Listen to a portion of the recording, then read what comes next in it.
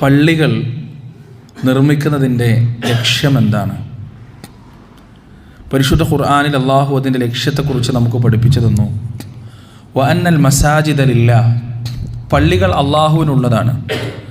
ഫലാ തദ്ഉ മഅല്ലാഹി അഹദ, അതുകൊണ്ട് അള്ളാഹുവിന് പുറമെയുള്ള ആരെയും നിങ്ങൾ പള്ളികളിൽ വിളിച്ച് തേടാതിരിക്കുക, പ്രാർത്ഥിക്കാതിരിക്കുക എന്ന ശക്തമായ നിർദ്ദേശം അള്ളാഹു സുബ്ഹാനഹു വ തആല പരിശുദ്ധ ഖുർആനിൽ നമുക്ക് തന്നതായി കാണാൻ പറ്റും. പ്രിയപ്പെട്ടവരെ, നമ്മുടെ നാട്ടിലെ അവസ്ഥ എന്താണ്? ഇതേ പള്ളിക്കുള്ളിൽ വെച്ചാണ് കുതുബിയത്ത് നടക്കുന്നത്. ഇതേ പള്ളിക്കുള്ളിൽ വെച്ചാണ് റാത്തീബ് നടക്കുന്നത്. ഇതേ പള്ളിക്കുള്ളിൽ വെച്ചാണ് മഹാനായ റസൂൽ കരീം സല്ലല്ലാഹു അലൈഹി വസല്ലമയെ വിളിച്ച് പാപമോചനം തേടുന്നത്. എവിടെ വെച്ച് അള്ളാഹുവിനെ അല്ലാതെ മറ്റൊരാളെ നിങ്ങൾ വിളിച്ച് സഹായം തേടരുത് എന്ന് ശക്തമായി റബ്ബ് സുബ്ഹാനഹു വ തആല നിർദ്ദേശം നൽകിയോ, അവിടെ വെച്ച് തന്നെ മൈക്ക് കെട്ടിയും അല്ലാതെയും ആൾക്കൂട്ടത്തോടുകൂടിയും അല്ലാതെയും ആഘോഷത്തോടെയും അല്ലാതെയും അള്ളാഹുവിന് പുറമെയുള്ള സകലരെയും മൗലിയാക്കളെ, അമ്പിയാക്കളെ, സ്വാലിഹീങ്ങളെ, ശുഹദാക്കളെ ആരെയൊക്കെ പറ്റുമോ അവരെയെല്ലാം വിളിച്ച് തേടുന്ന, വിളിച്ച് പ്രാർത്ഥിക്കുന്ന, ഇസ്തിഗാസ നടത്തുന്ന പരിതാപകരമായ ദയനീയമായ അവസ്ഥയാണ് നമ്മുടെ നാട്ടിലുടനീളം നാം കണ്ടുകൊണ്ടിരിക്കുന്നത്. നമ്മുടെ നാട്ടിലെ മിക്ക പള്ളികളുമായി ബന്ധപ്പെട്ട് പള്ളിയോട് ചേർന്ന് ഒരു വിഗ്രഹം ഉണ്ടാവും. വിഗ്രഹം എന്ന് പറഞ്ഞാൽ ഹൈന്ദവരെ പോലെ ക്രൈസ്തവരെ പോലെ നിർത്തിവെക്കപ്പെട്ട വിഗ്രഹമല്ല, കിടത്തി വെക്കപ്പെട്ട വിഗ്രഹം ഉണ്ടാവും. ഈ വിഗ്രഹത്തിനായിരിക്കും പള്ളിയേക്കാൾ കൂടുതൽ പ്രാധാന്യവും പ്രാമുഖ്യവും അവർ നൽകുക. പള്ളിയേക്കാൾ കൂടുതൽ അതിനോടാണ് ഇഷ്ടമുണ്ടാവുക. കോഴിക്കോട് ടൗണിൽ ഷാദുലി പള്ളി എന്ന് പറയുന്നൊരു പള്ളിയുണ്ട്. അതിൻ്റെ പിന്നിലൊരു ചരിത്രമുണ്ട്. ആ പള്ളിയുടെ കമ്മിറ്റിയിൽപ്പെട്ട ഭൂരിപക്ഷം ആളുകളും മുജാഹിദുകളായി, മുവഹിദുകളായി. സ്വാഭാവികമായും ആ പള്ളി ഏതെങ്കിലും ഒരു സംഘടനയുടെ കീഴിലല്ലാത്തത് കൊണ്ട് ആ പള്ളി മുജാഹിദ് പ്രസ്ഥാനത്തിൻ്റെ കീഴിലേക്ക് വരുമെന്ന അവസ്ഥയായപ്പോൾ കേസായി, കോടതിയിലേക്ക് പോയി. അങ്ങനെ കോടതിയിൽ ആ പള്ളിയുമായി ബന്ധപ്പെട്ട് ഒരു ജാറം കിടക്കുന്നുണ്ട്, ഒരു മക്ബറയുണ്ട്. അപ്പോൾ കോടതി ചോദിച്ചു, മുജാഹിദുകൾക്ക് എന്താണ് വേണ്ടത്, സുന്നികൾക്ക് സമസ്തക്ക് എന്താണ് വേണ്ടത്? രണ്ടു പേർക്കും രണ്ട് ഭാഗമായി പകുത്തു നൽകാം. പള്ളി വേണ്ടവർക്ക് പള്ളി എടുക്കാം, ജാറം വേണ്ടവർക്ക് ജാറം എടുക്കാം, മക്ബറ എടുക്കാം. അവിടെ ആദ്യം തങ്ങളുടെ പക്ഷം പറഞ്ഞ സമസ്ത വിഭാഗം ആവശ്യപ്പെട്ടത്, ഞങ്ങൾക്ക് പള്ളി വേണ്ട, ഞങ്ങൾക്ക് ജാറം മതി, ഞങ്ങൾക്ക് മക്ബറ മതി, ഞങ്ങൾക്ക് പള്ളിയുടെ ആവശ്യമില്ല. മുജാഹിദ് വിഭാഗം ഒരു മടിയില്ലാതെ പറഞ്ഞു, ഞങ്ങൾക്ക് വേണ്ടത് പള്ളിയാണ്, ജാറമല്ല. ഇതാണ് വ്യത്യാസം. നമ്മുടെ നാട്ടിലുള്ള മഹാഭൂരിപക്ഷം വരുന്ന ആളുകളും പള്ളിയിലേക്ക് കയറിയിട്ടില്ലെങ്കിലും ജാറത്തിലേക്ക് കയറാൻ അവർക്ക് യാതൊരു മടിയും യാതൊരു പ്രയാസവും ഉണ്ടാവില്ല. ഇപ്പം എൻ്റെ നാട്ടിൽ പാപ്പനശ്ശേരിയിൽ ഇന്നലെ തൊട്ട് 3 പെറ്റുമ്മ മക്കാം മുറൂസ് തുടങ്ങിക്കഴിഞ്ഞു. നിങ്ങളൊന്ന് പോയി നോക്കുക, എത്ര ആളുകളാണ് ആ ജാറത്തിലേക്ക് കാണിക്ക വെക്കുന്നതിന് വേണ്ടി, പ്രാർത്ഥിക്കുന്നതിന് വേണ്ടി, ആവശ്യങ്ങൾ അർത്ഥിക്കുന്നതിന് വേണ്ടി ആയിരങ്ങളാണ് ഒഴുകി വരുന്നത്. ഇപ്പുറത്ത് പള്ളി നിങ്ങൾ തൊട്ടടുത്ത് പള്ളിയുണ്ട്, അള്ളാഹുവിന് സുജൂദ് ചെയ്യേണ്ട, അള്ളാഹുവിനെ വിളിക്കേണ്ട പള്ളി നിങ്ങൾ നോക്കുക, ശൂന്യമായി കിടക്കും. അവിടെ പടച്ചവനോട് പ്രാർത്ഥിക്കാൻ ആളില്ല, അള്ളാഹുവിനോട് സങ്കടം പറയാൻ ആളില്ല. ഇവിടെ വളരെ വ്യക്തമായി ഉമ്മത്തിൻ്റെ അധപ്പതനമാണ് എടുത്തു കാണിക്കുന്നത്. ഈ ഉമ്മത്തിൻ്റെ പതിതാവസ്ഥയാണ് ഇവിടെ പ്രകടമാകുന്നത്. പ്രിയപ്പെട്ടവരെ, അള്ളാഹു അല്ലാത്തവരെ വിളിക്കുന്നതിനുള്ള ആ ഒരു ജാഗ്രതയും ആ ഒരു ആവേശവും, അള്ളാഹുവിനോട് സങ്കടം പറയുന്നതിനുള്ള, അള്ളാഹുവിനോട് ദുആ ചെയ്യുന്നതിനുള്ള, പ്രാർത്ഥിക്കുന്നതിനുള്ള, നമസ്കരിക്കുന്നതിനുള്ള, ആരാധനാകർമ്മങ്ങൾ നടത്തുന്നതിനുള്ള മടിയും ഒരു തരത്തിലുള്ള അലസതയും ഈ ഉമ്മത്തിനെ വല്ലാതെ പിടികൂടിയിരിക്കുന്നു എന്നതാണ് സത്യം. പിന്നെ പള്ളിയുമായി ബന്ധപ്പെട്ടപ്പോൾ മെയിൻ പരിപാടി എന്തൊക്കെയാണ്? പള്ളിക്ക് അലങ്കാരം കൂട്ടുക, പള്ളി ഇങ്ങനെ മൊഞ്ചാക്കുക. കണ്ടു കഴിഞ്ഞാൽ അന്യമതസ്ഥയിൽപ്പെട്ട ആളുകളാണെങ്കിൽ പോലും ഇവർക്ക് എവിടുന്ന ഇത്ര കുറേ പൈസ എന്ന് ചിന്തിക്കുമാറ് പള്ളി ഇങ്ങോട്ട് മോടി പിടിപ്പിച്ച് അലങ്കരിച്ച് ആ റസൂല് വിലക്കിയ സംഗതിയാണ്. പ്രവാചകൻ സല്ലല്ലാഹു അലൈഹി വസല്ലമ ശക്തമായി നിരുത്സാഹപ്പെടുത്തിയ സംഗതിയാണ് പള്ളി ഇങ്ങനെ അലങ്കരിക്കുക എന്നുള്ളത്. ജൂതനസാറാക്കളുടെ പരിപാടിയാണത്. നമ്മുടെ ഉമ്മത്തിന് ഏറ്റവും കൂടുതൽ ആവേശം പള്ളി അലങ്കരിക്കാൻ മാത്രമാണ്. പള്ളി കമ്മിറ്റിയിൽ ഉണ്ടാവുക എന്ന് പറഞ്ഞാൽ എന്തോ വലിയ അഭിമാനമാണ്. പള്ളിയുടെ ആളാണ്.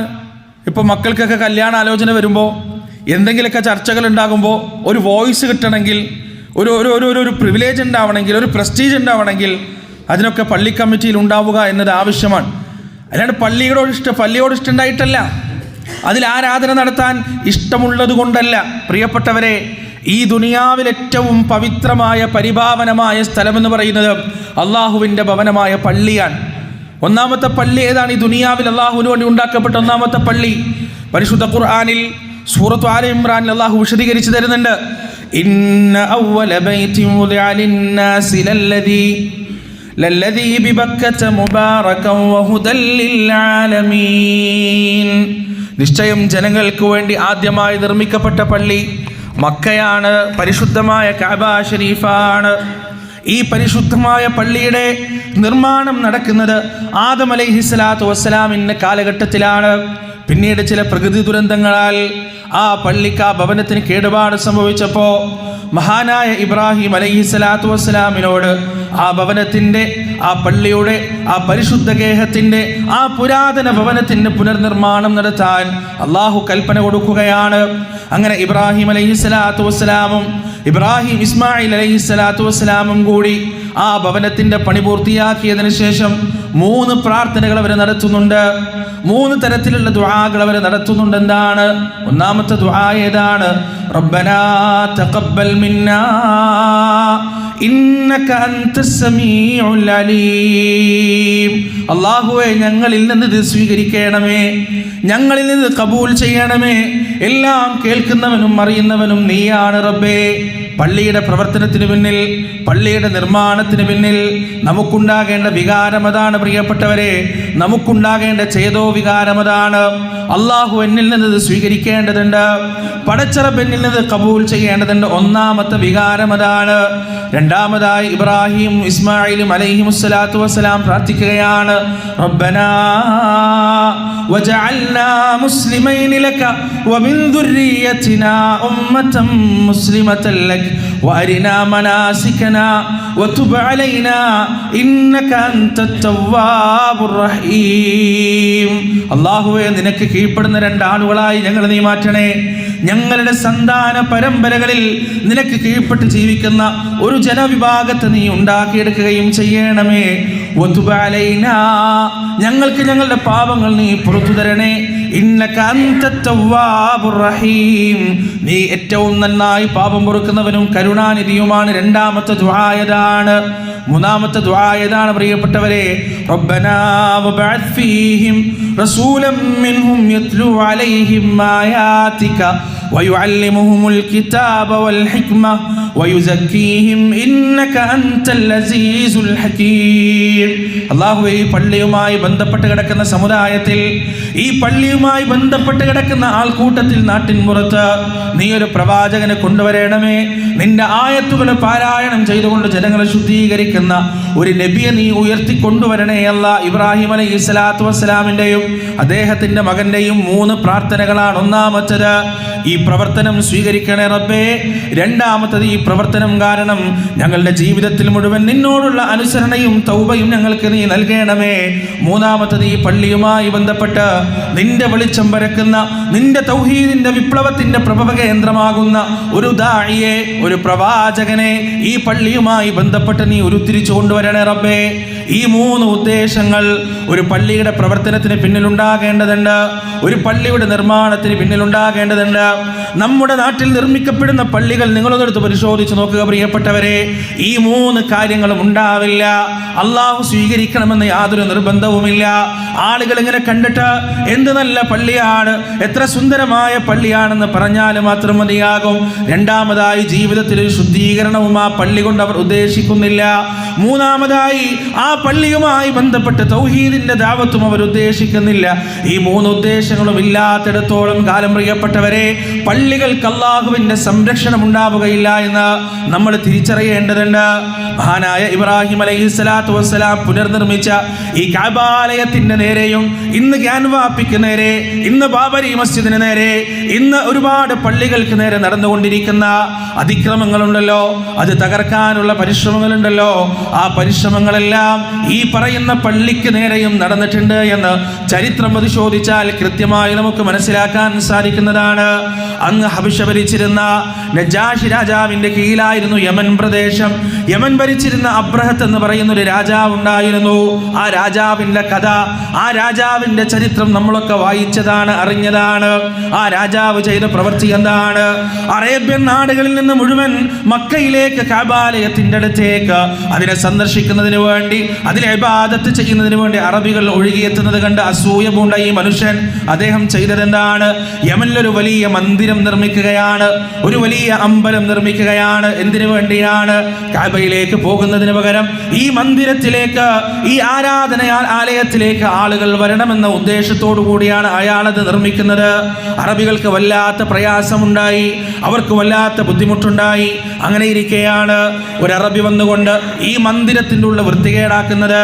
പ്രതികാരം തീർക്കാൻ, പക തീർക്കുന്നതിന് വേണ്ടി ഈ മന്ദിരത്തിന്റെ ഉള്ളിൽ, ഈ ആരാധനാലയത്തിന്റെ ഉള്ളിൽ കയറി കാഷ്ടിക്കുകയും മൂത്രിക്കുകയും ചെയ്തു എന്നാണ് ചരിത്രം പറയുന്നത്.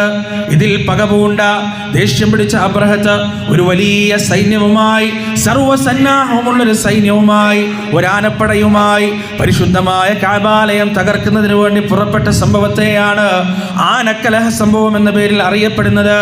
ആനപ്പട്ടാളത്തിന്റെ സംഭവം എന്ന പേരിൽ, അസ്ഹാബുൽ ഫീൽ എന്ന പേരിൽ പരിശുദ്ധ ഖുർആൻ നമുക്ക് പരിചയപ്പെടുത്തുന്നത് ഈ ഒരു സംഭവത്തെയാണ്. പ്രിയപ്പെട്ടവരെ, അവരതാ പുറപ്പെടുകയാണ്, ആനപ്പട്ടാളം പുറപ്പെടുകയാണ്.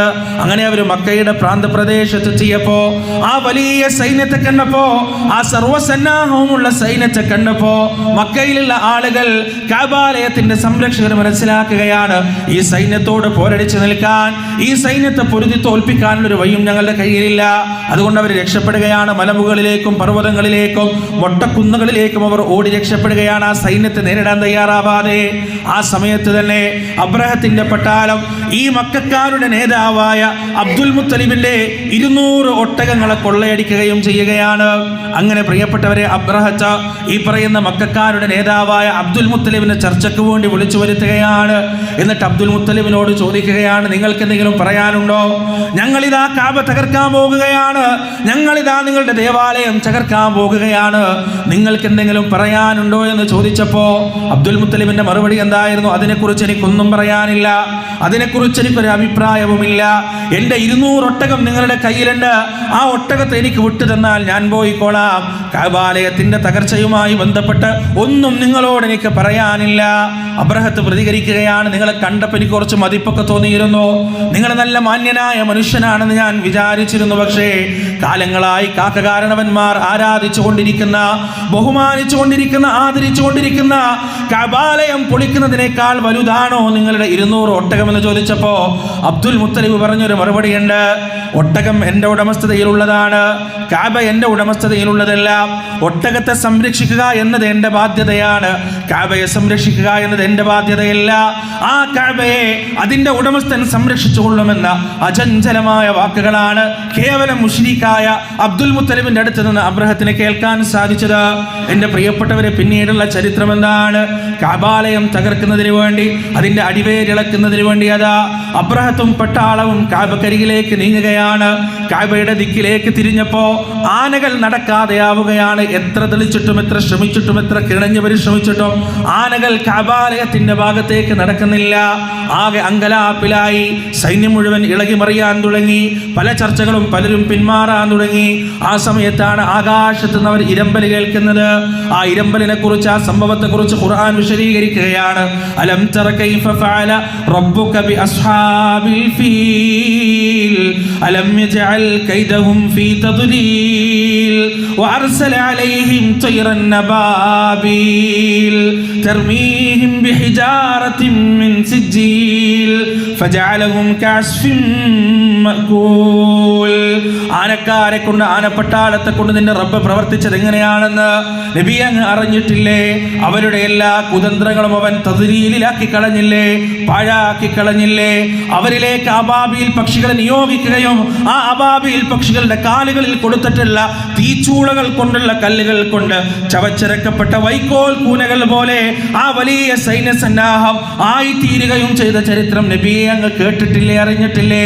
സംഭവിച്ചതെന്താണ് പ്രിയപ്പെട്ടവരെ? ബോംബർ വിമാനങ്ങളെ കുറിച്ചറിയാത്ത, വ്യോമാക്രമണങ്ങളെ കുറിച്ച് ചർച്ച ചെയ്യപ്പെടാത്ത, അത്തരത്തിലുള്ള അക്രമങ്ങളെ കുറിച്ച് ആർക്കും അറിയാത്ത കാലഘട്ടത്തിൽ പ്രിയപ്പെട്ടവരെ, അബ്രഹത്തിന്റെ പട്ടാളത്തെ, ആനപ്പട്ടാളത്തെ, കഅബാലയം തകർക്കുന്നതിന് വേണ്ടി ഒരുമ്പെട്ട് വന്ന പട്ടാളത്തെ അള്ളാഹു തകർത്തത് വ്യോമാക്രമണത്തിലൂടെയാണ് നമുക്ക് മനസ്സിലാക്കാൻ സാധിക്കും. അബാബീൽ പക്ഷികളിലൂടെയാണ് നമുക്ക് കൃത്യമായി ചരിത്രം വായിച്ചാൽ തിരിച്ചറിയാൻ സാധിക്കും. പ്രിയപ്പെട്ടവരെ, അബ്രഹത്തുമാർ വീണ്ടും ഉടലെടുക്കുകയാണ്. അബ്രഹത്തുമാരുടെ പിൻഗാമികൾ വീണ്ടും ഉടലെടുക്കുകയാണ്. മുസ്ലിം പള്ളികൾ, ആരാധനാ കേന്ദ്രങ്ങൾ ലക്ഷ്യം വെച്ചുകൊണ്ട് പ്രവർത്തിച്ചു കൊണ്ടിരിക്കുകയാണ്. ഓരോ പള്ളികളിലും ആർക്കിയോളജിസ്റ്റുകൾ ഇല്ലാത്ത ശേഷിപ്പുകൾ കാണുകയാണ്, ഇല്ലാത്ത അടയാളങ്ങൾ കാണുകയാണ്. ഇന്ന് 3-4 പള്ളികളാണ്, ബാബരിയും ഗ്യാൻവാപ്പിയും അതുപോലെ കാശിയും മധുരയും അടക്കമുള്ള 3-4 പള്ളികൾ മാത്രമാണ് പറയുന്നതെങ്കിലും ആ പള്ളിയുടെ പട്ടിക ഇനിയും ഒരുപാട് നീണ്ടേക്കാം. ആ പള്ളികളുടെ പട്ടിക ഇനിയും ഒരുപാട് നമ്മൾ ഉദ്ദേശിക്കുന്നതിനപ്പുറത്തേക്ക് നീങ്ങിയേക്കാം. ഇവിടെ ഒരു മുസ്ലിം എടുക്കേണ്ട നിലപാട് എന്താണ്? മുസ്ലിം ഉമ്മത്ത് എടുക്കേണ്ട നിലപാട് എന്താണ് പ്രിയപ്പെട്ടവരെ? പള്ളികളെ തകർക്കപ്പെടുമ്പോൾ ശക്തമായ നിയമ പോരാട്ടങ്ങൾ നമ്മൾ നടത്തേണ്ടതുണ്ട്. ജനാധിപത്യ രീതിയിലുള്ള പോരാട്ടങ്ങൾ നമ്മൾ നടത്തേണ്ടതുണ്ട്. ഒരു ഈർക്കിലിക്കല്ല് പോലും, ഒരു കടുകുമണിയുടെ വലുപ്പത്തിലുള്ള കല്ലുകൾ പോലും അന്യമതസ്ഥന്റെ ആരാധനാലയങ്ങളിലേക്ക് നമ്മളെ കൊണ്ട് എറിയപ്പെടരുത്, നമ്മളാൽ ആക്രമിക്കപ്പെടരുത് എന്ന നിർബന്ധ ബുദ്ധി നമുക്കുണ്ടാകേണ്ടതിന്റെ കാരണം അത് ഇസ്ലാമല്ല. അത് ഇസ്ലാമല്ല പ്രിയപ്പെട്ടവരെ. മുസ്ലിം ഉമ്മത്ത് ചെയ്യേണ്ടതെന്നാണ്? ഇവിടെയുള്ള വർഗീയവൽക്കരിക്കപ്പെട്ട, വർഗീയത കൊണ്ട് വിഷം തീണ്ടപ്പെട്ട വളരെ ചുരുക്കം വരുന്ന വർഗീയവാദികൾ മാത്രമാണ് ഇന്ത്യയുടെ മണ്ണിലുള്ളത്. മഹാഭൂരിപക്ഷം വരുന്ന ഹിന്ദു സഹോദരങ്ങളാകട്ടെ, ക്രിസ്ത്യൻ സഹോദരങ്ങളാകട്ടെ, അവർക്ക് വർഗീയതയില്ല. അവർ ഈ പറയുന്ന കാര്യങ്ങൾ വീക്ഷിച്ചു കൊണ്ടിരിക്കുകയാണ്. അവർ ഇതുവരെ ഒരു നിലപാടെടുത്തിട്ടില്ല. മുസ്ലിങ്ങൾ കാരണം ഒരുപാട് പള്ളികൾ തകർക്കപ്പെടുന്ന ഒരവസ്ഥയിലേക്ക് സംഗതി നീങ്ങിക്കൂടാ. അതുകൊണ്ട് പക്വതയോടെയുള്ള നിലപാടെടുക്കേണ്ടതുണ്ട്, വിവേകത്തോടു കൂടിയുള്ള നിലപാടെടുക്കേണ്ടതുണ്ട്. ഈ രാജ്യത്തെ കുട്ടിച്ചോറാക്കുന്നതിന് വേണ്ടി ഇറങ്ങി തിരിച്ച വർഗീയവാദികൾ പ്രവർത്തിക്കുന്ന അതേ നാണയത്തിൽ മുസ്ലിം ഉമ്മത്തിന്റെ അടുത്ത് നിന്ന് പ്രവർത്തനമുണ്ടായിക്കൂടാ, മുസ്ലിം ഉമ്മത്തിന്റെ അടുത്ത് നിന്ന് പ്രതികരണങ്ങൾ ഉണ്ടായിക്കൂടാ. മഹാനായ ഉമർ ഇബ്നുൽ ഖത്താബ് റളിയല്ലാഹു അൻഹു അന്ന് ഫലസ്തീനിന്റെ മണ്ണിലേക്ക് ഖുദ്സിന്റെ ബൈത്തുൽ മുഖദ്ദസിന്റെ താക്കോല് സ്വീകരിക്കാൻ വന്നപ്പോ, അദ്ദേഹത്തിന് നമസ്കരിക്കാൻ സമയമായപ്പോ അവിടെയുള്ള പുരോഹിതന്മാര് പറഞ്ഞിട്ടുണ്ട്, ഞങ്ങളുടെ പള്ളിയിൽ വെച്ച് നമസ്കരിച്ചോളൂ, ഈ ദേവാലയത്തിൽ വെച്ച് ഞങ്ങളുടെ പള്ളിയിൽ ഒരു ഭാഗത്ത് അങ്ങേക്ക് നമസ്കരിക്കാമെന്ന് പറഞ്ഞപ്പോ മഹാനായ ഉമർ ഇബ്നുൽ ഖത്താബ് റളിയല്ലാഹു അൻഹുവിന്റെ പ്രതികരണം എന്താണെന്ന് അറിയുമോ? ഞാൻ വേറെ എവിടെ നിന്നെങ്കിലും നമസ്കരിച്ചു കൊള്ളാം, ഇവിടെ ഞാൻ നിസ്കരിക്കുന്നില്ല. കാരണം ഞാൻ ഇന്ന് ഇവിടെ വെച്ച് നമസ്കരിച്ചാൽ, ഞാൻ ഇന്ന് ഇവിടെ വെച്ച് ആരാധന നടത്തിയാൽ ഒരുപാട് നാളുകൾ കഴിയുമ്പോൾ, വർഷങ്ങൾ കഴിയുമ്പോൾ ഭാവിയിൽ ഉമർ നമസ്കരിച്ച സ്ഥലമാണെന്ന് പറഞ്ഞ് ഈ പ്രദേശത്തിന് അവകാശവാദവുമായി എന്റെ പിൻഗാമികൾ വന്നേക്കാം, അതുകൊണ്ട് ഇവിടെ വെച്ച് നിസ്കരിക്കാൻ ഞാൻ തയ്യാറല്ല എന്ന് പറഞ്ഞ് ഒഴിഞ്ഞു മാറിയ മഹാനായ ഉമർ ഇബ്നുൽ ഖത്താബ് റളിയല്ലാഹു അൻഹുവിന്റെ പിൻഗാമികളാണ് നമ്മൾ പ്രിയപ്പെട്ടവരെ. അതുകൊണ്ട് പള്ളികൾ തകർക്കപ്പെടുക എന്നത് നമ്മുടെ ജീവൻ നഷ്ടപ്പെടുന്നതിനേക്കാൾ നമുക്ക് വേദനിക്കുന്ന സംഗതിയാണ്. നമ്മുടെ വീട് തകർക്കപ്പെടുന്നതിനേക്കാൾ, നമ്മുടെ കുടുംബം കൊല്ലപ്പെടുന്നതിനേക്കാൾ വേദനയേറിയ സംഗതിയാണ് പള്ളികൾ തകർക്കപ്പെടുക എന്നത്. ആ പള്ളികൾ തകർക്കപ്പെടുന്നതിനെ വളരെ ഫലവത്തായ രീതിയിൽ പ്രതിരോധിക്കേണ്ടതുണ്ട്. സായുധ ബലം ഉപയോഗിച്ചിട്ടല്ല, മസിൽ പവർ ഉപയോഗിച്ചിട്ടല്ല, ആയുധ ബലം ഉപയോഗിച്ചിട്ടല്ല, ഹിക്മത്തോടുകൂടി, യുക്തിയോടുകൂടി, ബുദ്ധിയോടുകൂടി ഈ രാജ്യത്ത് അവശേഷിക്കുന്ന ജനാധിപത്യ സംവിധാനങ്ങൾ ഉപയോഗിച്ചിട്ട് വേണം ഇത്തരത്തിലുള്ള അക്രമങ്ങളെ, ഇത്തരത്തിലുള്ള വിധ്വംസക പ്രവർത്തനങ്ങളെ നമ്മൾ നേരിടാൻ. ഇതാണ് ഒരു മുസ്ലിമിന്റെ നിലപാടുണ്ടാവേണ്ടതുണ്ട്, നിലപാടായി മാറേണ്ടത്. രാജ്യത്ത് ഇനിയും ഒരുപാട് പ്രശ്നങ്ങളും കലുഷിതമായ അന്തരീക്ഷങ്ങളും ഉണ്ടാവാൻ സാധ്യതയുണ്ട്. പക്ഷേ വിവേകത്തോടെയും പക്വതയോടെയും മാത്രമേ നമ്മൾ പ്രതികരിക്കാവൂ പ്രിയപ്പെട്ടവരെ. വൈകാരികമായ പ്രതികരണമാണ് ഏറ്റവും ഉചിതമെന്ന് നമുക്ക് തോന്നുന്ന പല സന്ദർഭങ്ങളുമുണ്ട്. പക്ഷേ വൈകാരികമായ പ്രതികരണം കൂടുതൽ നഷ്ടത്തിലേക്കും കൂടുതൽ കലാപത്തിലേക്കും കൂടുതൽ പ്രശ്നത്തിലേക്കും മാത്രമേ നയിക്കുകയുള്ളൂ. മഹാനായ റസൂൽ കരീം സല്ലല്ലാഹു അലൈഹി വസല്ലമയുടെ 23 വർഷക്കാലത്തെ നിലപാടുകളും ആ വർഷക്കാലത്ത് പ്രവാചകൻ എടുത്ത സ്റ്റാൻഡുകളും മുഴുവൻ പരിശോധിച്ചാൽ തികഞ്ഞ പക്വതയും വിവേകവുമാണ് അവിടെ മുഴച്ചു നിൽക്കുന്നതെന്ന് കൃത്യമായി നമുക്ക് മനസ്സിലാക്കാൻ സാധിക്കും. അല്ലാഹു സുബ്ഹാനഹു വ തആല അവൻ്റെ ഭവനങ്ങൾ തകർക്കുന്ന അക്രമകാരികളുടെ കൈക്ക് തടസ്സം സൃഷ്ടിക്കട്ടെ. ഈ രാജ്യത്ത് നീതിയും നന്മയും പുലർത്തുന്ന നല്ല ഭരണാധികാരികളുടെ കയ്യിലേക്ക് ഈ രാജ്യത്തിൻ്റെ ഭരണം അല്ലാഹു നൽകുകയും ചെയ്യട്ടെ. വനസ്തഗ്ഫിറുല്ലാഹ ലി വലക്കും വഅൻ ജമീഇൽ മുസ്ലിമീന അജ്മഈൻ വസ്തഗ്ഫിറൂഹു ഇന്നഹു ഹുവൽ ഗഫൂറുർ റഹീം.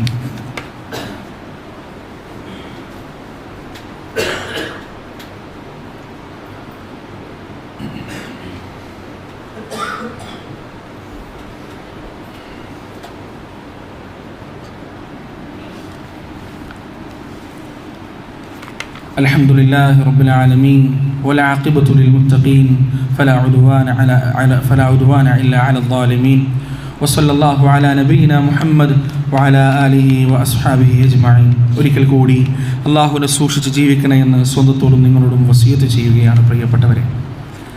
അബ്രഹത്തുമാർ ആവർത്തിക്കപ്പെട്ടുകൊണ്ടേയിരിക്കും.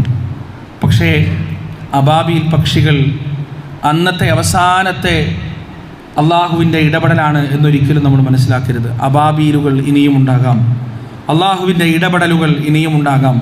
അമാനുഷികവും അത്യത്ഭുതകരവുമായ രീതിയിൽ അള്ളാഹു ഇടപെടാം. അങ്ങനെയുള്ള ഇടപെടലുകൾ ഉണ്ടാവണമെങ്കിൽ ഞാൻ തുടക്കത്തിൽ പറഞ്ഞല്ലോ, പള്ളിയുടെ നിർമ്മാണവുമായി ബന്ധപ്പെട്ട് ആ പള്ളിയുടെ നടത്തിപ്പുമായി ബന്ധപ്പെട്ട് ചില സംഗതികൾ ക്ലിയർ ആവേണ്ടതുണ്ട്, ചില സംഗതികൾ ശരിയാവേണ്ടതുണ്ട്.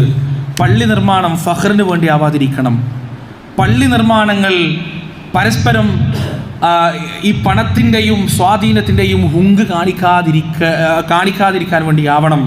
എന്നാൽ മാത്രമേ അള്ളാഹുവിൻ്റെ ഇത്തരത്തിലുള്ള ഇടപെടലുകൾ ഉണ്ടാകൂ. പ്രിയപ്പെട്ടവരെ, പള്ളിയുടെ ഇമാറാത്തുമായി ബന്ധപ്പെട്ട്, പള്ളിയുടെ നടത്തിപ്പുമായി ബന്ധപ്പെട്ട് അതിൻ്റെ ആളുകൾക്കുണ്ടാവേണ്ട ക്വാളിറ്റികൾ എന്താണെന്ന് കൃത്യമായി റബ്ബ് സുബ്ഹാനഹു വ തആല പരിശുദ്ധ ഖുർആൻ വിവരിച്ചിട്ടുണ്ട്. നമ്മൾ നമ്മുടെ നാട്ടിലുള്ള എല്ലാ പള്ളികളൊന്നും എടുക്കുക, എന്നിട്ട് ഈ 5 ക്വാളിറ്റികളുള്ള മനുഷ്യർ നയിക്കുന്ന പള്ളി ഏതാണ് നാട്ടിലുള്ളത് എന്ന് നമ്മളൊന്ന് പരിശോധിച്ച് നോക്കുക. ഒരൊറ്റ പള്ളി കാണാൻ കഴിയില്ല, ഒരൊറ്റ പള്ളി കാണാൻ കഴിയില്ല. 100% ഞാൻ നിങ്ങൾക്ക് എഴുതി ഒപ്പിട്ട് തരാം. പള്ളി നടത്തുന്ന കമ്മിറ്റിക്കാരിൽ ഈ ക്വാളിറ്റികൾ മുഴുവനുമുള്ള ആളുകൾ മാത്രമുള്ള കമ്മിറ്റിയുള്ള ഒരൊറ്റ പള്ളി ഏത് സംഘടനയുടേതാവട്ടെ കേരളത്തിൽ കാണാൻ നിങ്ങൾക്ക് സാധ്യമല്ല.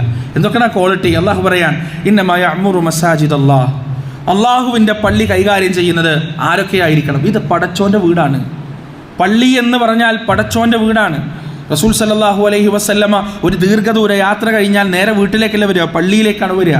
പള്ളിയുമായി ഹൃദയം ബന്ധപ്പെട്ട് കിടക്കാൻ ബാധ്യസ്ഥരാണ് മുസ്ലിം ഉമ്മത്തിൽപ്പെട്ട ഓരോ വ്യക്തികളും. അതുകൊണ്ട് അവർക്കുണ്ടാകേണ്ട, ആ പള്ളി കൈകാര്യം ചെയ്യുന്ന ആളുകൾക്കുണ്ടാവേണ്ട ക്വാളിറ്റിയെക്കുറിച്ചാണ് റബ്ബ് സുബ്ഹാനഹു വ തആല പറയുന്നത്. ഒന്നാമത്തെ എന്താണ്?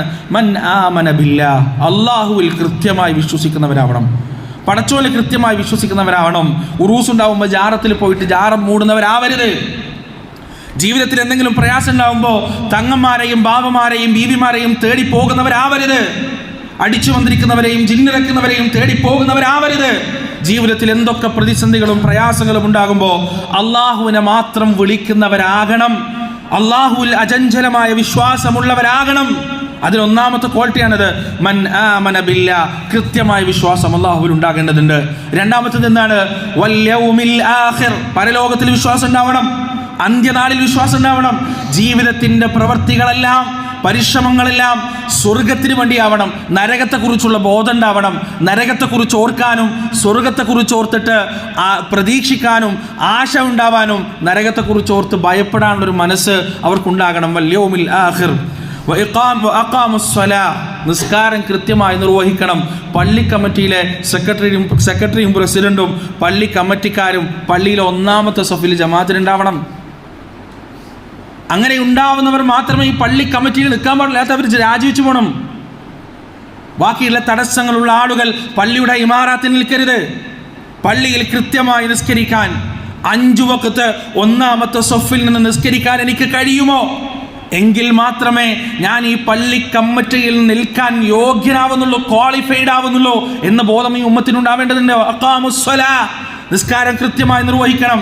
ഹയ്യ അലൽ സ്വലാ ഹയ്യ അലൽ ഫലാഹ് എന്ന ബാങ്കിന്റെ ധ്വനി കേട്ട് കഴിഞ്ഞാൽ പിന്നെ കച്ചവടം മാറ്റിവെക്കണം, ഏർപ്പാടുകൾ മാറ്റിവെക്കണം. എല്ലാവർക്കും ഇത് പറ്റിക്കൊള്ളണമെന്നില്ല. അതുകൊണ്ടാണ് ഇമാറാത്തുമായി ബന്ധപ്പെട്ട ആളുകൾ ഇത്തരത്തിലുള്ള ആളുകളായിരിക്കണമെന്ന് അല്ലാഹു സുബ്ഹാനഹു വ തആല നിർബന്ധം പിടിക്കുന്നത്. കൃത്യമായി സമ്പാദ്യത്തിൽ ശുദ്ധിയുള്ളവരാവണം. അന്യന്റെ മുതൽ മോഷ്ടിക്കുന്നവരാവരുത്, അന്യന്റെ അവകാശങ്ങൾ അപഹരിക്കുന്നവരാവരുത്, പലിശയുമായി ഇടപെടുന്നവരാകരുത്. ജീവിതത്തിൽ ഏതെങ്കിലും അവസരത്തിൽ പലിശയുമായി ഇടപെടാൻ സാധ്യതയുള്ളവരാവരുത്. പള്ളി കമ്മിറ്റിയിൽ നിൽക്കുന്ന ആളുകൾ സമ്പാദ്യത്തിൽ ശുദ്ധി ഉണ്ടാവണം, പരിശുദ്ധമായിരിക്കണം. അതുപോലെ തന്നെ വലം യഖ്ശ ഇല്ലല്ലാഹ്, അല്ലാഹുവിനല്ലാതെ മറ്റൊരു മഖ്ലൂക്കിനെയും ഭയപ്പെടുന്നവരാവരുത്. പടച്ചോനെ മാത്രമേ ഭയപ്പെടാൻ പാടുള്ളൂ. ഒരു തീരുമാനം എടുക്കുമ്പോൾ അള്ളാഹുവിൻ്റെ തൃപ്തി, അള്ളാഹുവിൻ്റെ അതൃപ്തി എന്ന 2 ക്രൈറ്റീരിയ മാത്രമേ ആ മനുഷ്യൻ്റെ മുന്നിൽ ഉണ്ടാവാറുള്ളൂ. അതിൻ്റെ അപ്പുറത്തേക്ക് വേറൊരു ക്രൈറ്റീരിയ ഉണ്ടാവരുത്, വേറൊരു മാനദണ്ഡം ഉണ്ടാവരുത്. അള്ളാഹുവിൻ്റെ തൃപ്തി ഉള്ളതാണോ, ആരുടെയൊക്കെ അതൃപ്തി ഉണ്ടെങ്കിലും ഞങ്ങളത് ചെയ്തിരിക്കും. അള്ളാഹുവിൻ്റെ അതൃപ്തിയുള്ളതാണോ എങ്കിൽ ആരൊക്കെ അതിന് വടം വെച്ചാലും, ആരൊക്കെ അതിന് ചുക്കാൻ പിടിച്ചാലും അത് ഈ പള്ളിയിൽ നടക്കുകയില്ല എന്ന കൃത്യവും വ്യക്തവും സ്പഷ്ടവും ശക്തവുമായ തീരുമാനമെടുക്കാൻ കഴിവും പ്രാപ്തിയുമുള്ളവരായിരിക്കണം പള്ളി കമ്മിറ്റിയിലുള്ള ആളുകൾ. ഈ 5 ക്വാളിറ്റികൾ മാത്രമുള്ള മനുഷ്യരുള്ള പള്ളി കമ്മിറ്റികൾ ഉണ്ടോ നമ്മുടെ നാട്ടിൽ പ്രിയപ്പെട്ടവരെ? ഏത് സംഘടനതാവട്ടെ, സുന്നിയോ മുജാഹിദോ ജമാഅത്തോ തബ്ലീഗോ ഏത് സംഘടനതാവട്ടെ, ഇല്ല. ഇനി കമ്മിറ്റിയിലുണ്ടോന്നല്ല, നമ്മുടെ നാട്ടിലുണ്ടോ? ഇനിയിപ്പോൾ എന്താ സംഭവിക്കാറിയോ? ഇങ്ങനെയുള്ള ക്വാളിറ്റിയുള്ള ആളുകളെ മാത്രം കമ്മിറ്റിയിൽ എടുക്കണം നമ്മൾ തീരുമാനിച്ചു കഴിഞ്ഞാൽ പള്ളിക്ക് കമ്മിറ്റിയേ ഉണ്ടാവില്ല, പള്ളിക്ക് കമ്മിറ്റി ഉണ്ടാവില്ല. കാരണം അങ്ങനെയുള്ള ആളുകൾ കിട്ടാനില്ല. ഈ 5 ക്വാളിറ്റികൾ കൃത്യമായി പാലിക്കുന്ന ആരാണ് നമ്മുടെ നാട്ടിലുള്ളത്? അതുകൊണ്ട് തമ്മിൽ ഭേദം എന്ന അവസ്ഥയിൽ മാത്രമേ പള്ളി കമ്മിറ്റികൾ ഉണ്ടാക്കാൻ നിവൃത്തിയുള്ളൂ. ഞാൻ പറഞ്ഞു വരുന്നത് എന്താ അറിയോ? അള്ളാഹു മുന്നോട്ട് വെച്ച മാനദണ്ഡങ്ങളില്ലാതെ, അള്ളാഹു മുന്നോട്ട് വെച്ച ചേതോവികാരം പിന്നിലില്ലാതെ പള്ളികൾ 4000-ഉം 4 ലക്ഷവും 40 ലക്ഷവും നാട് നീളെ പടുത്തുയർത്തിയാൽ അതിൽ അള്ളാഹിന്റെ സംരക്ഷണം എങ്ങനെ ഉണ്ടാവും പ്രിയപ്പെട്ടവരെ? അള്ളാഹുവിൻ്റെ പ്രൊട്ടക്ഷൻ അതിനെങ്ങനെ ഉണ്ടാവും? ഉണ്ടാവില്ല. കാരണം അള്ള പറഞ്ഞ പോലെയുള്ള ആ മാനദണ്ഡങ്ങളൊത്ത ഒരു ബൈത്തല്ല, അത് അള്ളാഹുവിൻ്റെ ഭവനമല്ല. ഇനി അങ്ങനെ ഒരു ഭവനം ഉണ്ടാക്കിയെടുക്ക് നിങ്ങൾ. അള്ളാഹുവിനെ മാത്രം വിളിക്കാൻ ഉദ്ദേശിക്കപ്പെട്ട് നിർമ്മിക്കപ്പെട്ട, അതിൻ്റെ പിന്നിൽ പ്യൂർ കറകളഞ്ഞ ഉദ്ദേശം കൊണ്ട് മാത്രം നിർമ്മിക്കപ്പെട്ടൊരു പള്ളി.